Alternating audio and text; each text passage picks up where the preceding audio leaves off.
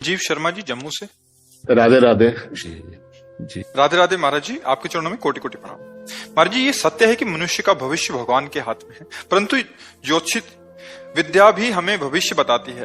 कभी कभी बहुत परेशानी में हम इसका सहारा ले लेते हैं। एक बात हमें बताओ कि भविष्य का मतलब है जो कुछ हमने पूर्व में कर्म किए हैं उसके अनुसार इस शरीर की रचना हुई और इस रचना में वो लिख गया है कि इतने वर्ष में ये, इतने वर्ष में शुभ अशुभ, सुख और दुख।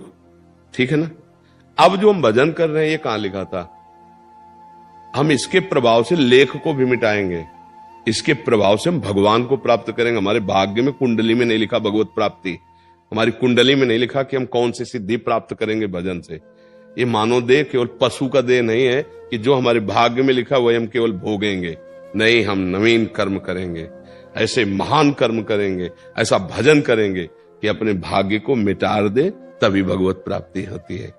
अगर हमें अभी कोई बता दे कि परसों आपको एक कष्ट होने वाला है, बच नहीं सकते हो, तो परसों कष्ट होता तब हम दुखी होते, लेकिन दुखी तो आज से हो गए ना। और उसके निवारण के लिए सच्ची बात मान लो, भगवान ही केवल निवारण कर सकते हैं।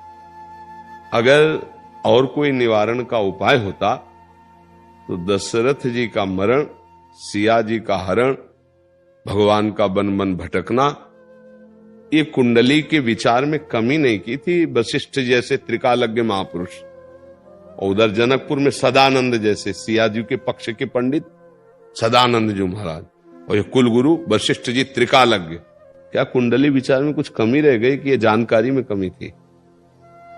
वो ऐसे हाथ मींजते हुए भरत जी से कह रहे, सुनो भरत भावी प्रबल, बिलख कहो मुनिनाथ, हानि लाभ जीवन मरण जस अपजस विधि हाथ। क्या करो?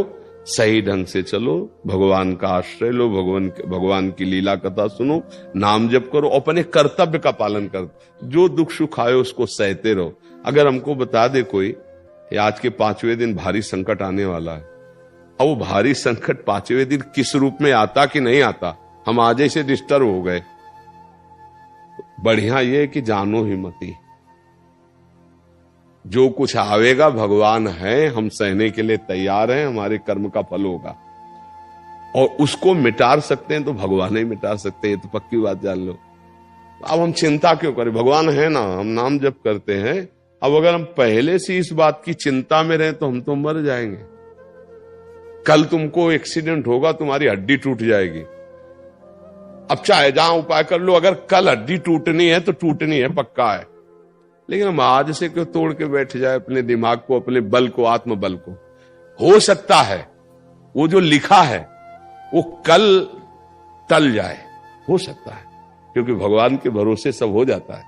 भगवान बड़े बड़े लेख को भी बदल देते हैं, तो हम उनका आश्रय लें, उनका भजन करें, उनकी सेवा करें और अपने कर्तव्य का पालन करें। हाँ, अगर हम अपने जीवन को अच्छा बनाना चाहते तो दूसरों को दुख कभी ना दे, तो तुम्हारा लिखा हुआ दुख बच जाओगे तुम। ये आपको अंदर की बात बता, किसी को दुखी देखकर उसके दुख में सुख प्रदान करने वाले सहयोगी बन गए तो तुम्हारा दुख मिट जाएगा।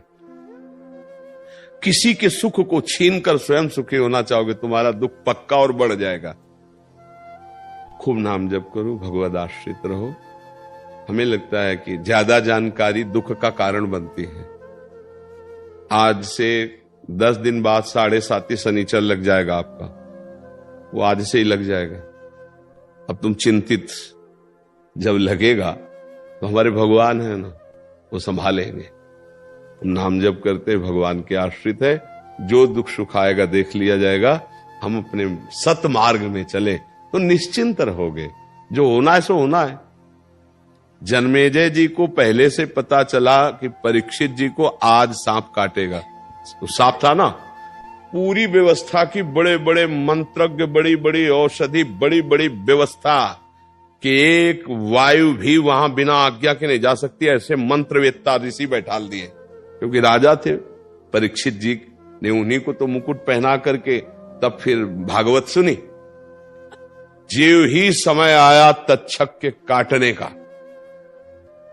तो ब्रह्म ऋषि लोग फल फूल लाकर राजा को समर्पित करते थे और उनकी जांच नहीं होती थी, क्योंकि ऋषियों की जांच।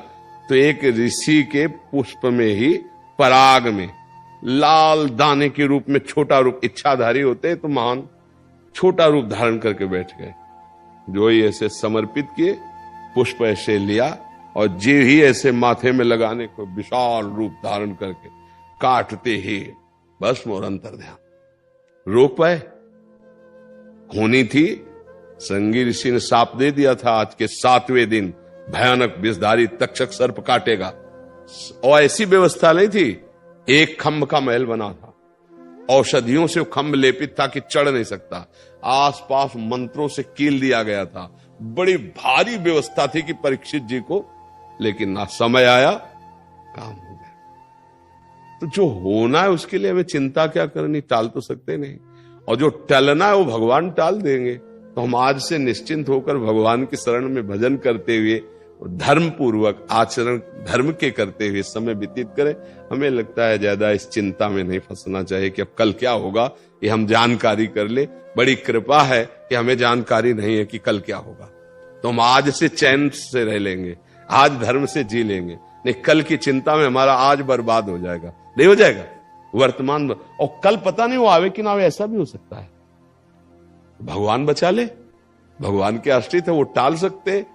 मान लो एक्सीडेंट होना है कल, तो पैर में ठोकर लगी, वो भी तो एक्सीडेंट हो जाएगा। एक चबेटा लगा, थोड़ा अंगूठा फूटा, बच गए, बोले हो गया, वो निकल गया। तो भगवान ऐसा भी कर सकते, वो कर तुम अन्यथा कर तुम सर्व समर्थ है, हम मस्त रहे, उनके सहारे रहे।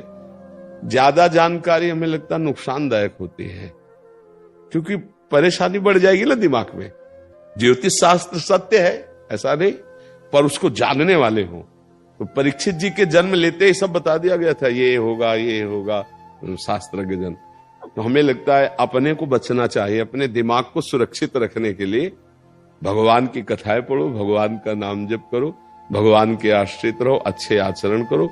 जो होना होगा सो हो ही जाएगा, देख लिया जाएगा। कल की बात को हम आज चिंतित होकर परेशान हो जाए, हमें लगता है बुद्धिमानी तो नहीं होगी। क्यों जी? एक भाव आ रहा हो बाबा, बहुत सुंदर कृपा है ठाकुर जी की। मिलवो नैनन ही को नीको, चारों नैन भय एक ठोर, और धोखो मिट गयो जी को। ठाकुर हमरो नंद को लाला, और जगत सब फीको। वेद पुराण भागवत गीता, गूढ़ ज्ञान सब फीको। वेद पुराण भागवत गीता ये ब्रजवासी इनके समझ की बात ना है बाबा। हमारे बाबा के हे दादाजी नंद बाबा मंदिर के पुजारी, ब्रिज में बोलवो तो भजन है, और ब्रिज में डोलवो पर कम्मा है। तो वेद पुराण भागवत गीता गूढ़ ज्ञान सब फीको। और ठाकुर जी ने कही है, बहुत सुंदर बात कही है, कृपा नंद हमारे यहाँ जब भोले बाबा दर्शन करवे आयो, यशोदा मैया ने दर्शन नहीं करायो, तो भोले बाबा आस लगाए के आशीश्वर पे बैठे, गोपी भेजी। तो गोपी जब बुलाए के लाई, तो यशोदा मैया ने कही कि आप मेरे लाला को आशीर्वाद दे के जाओ। ऐसे ही आज हम नंद के लाला है, अपनो लाला माने, और जो भी साधु संत आवे बातें यही प्रार्थना करें कि हमारे दोनों कृष्ण बलराम जो हैं बिनको आशीर्वाद दिए। तो आपसे हाथ जोड़ के प्रार्थना है, हमारे जो दोनों लाला है ना, बिनको यही से आशीर्वाद बाबा प्रदान करियो। बोल नंद के लाला की, राधा रानी की प्रार्थना बाबा यही से आशीर्वाद दे हमारे लाला को। और मैं जाके कहूंगा लाला तो आशीर्वाद नंद के लाला की। और बाबा जब ये हंसी सुने ना, तो ब्रजवासी के आनंद है जाए। हाँ, आप ही हमारी हंसी हो, आप ब्रजवासियों की चरण रज ही हमारा जीवन है। आप जो बुलवा रहे हो ना, ये आपका ही अन्न है। ब्रजवासियों का अन्न, ब्रजवासियों की चरण रज और ब्रजवासियों का आशीष, यही हमारा जीवन, हमारी तपस्या, हमारी साधना है। उसी का हम रसास्वादन कर रहे हैं। हमारे पास कुछ नहीं है। ब्रजवासियों की चरण रज, ब्रजवासियों का उदर में अन्न और ब्रजवासियों का आशीष, वही सब चमत्कार है और कुछ नहीं है। उसी की कृपा ऐसी बाबा आनंद है। तो ये चकाचक ब्रजवासी को, और ब्रजवासी वल्लभ सदा मेरे जीवन प्राण, इन्हें तनिक ना विसारियों वो नंद बाबा की आन। ये स्वयं ठाकुर जी ने कही। और ये ब्रजवासी ठाकुर जी के प्राण प्यारे, और इन ब्रजवासिन के प्यार प्राण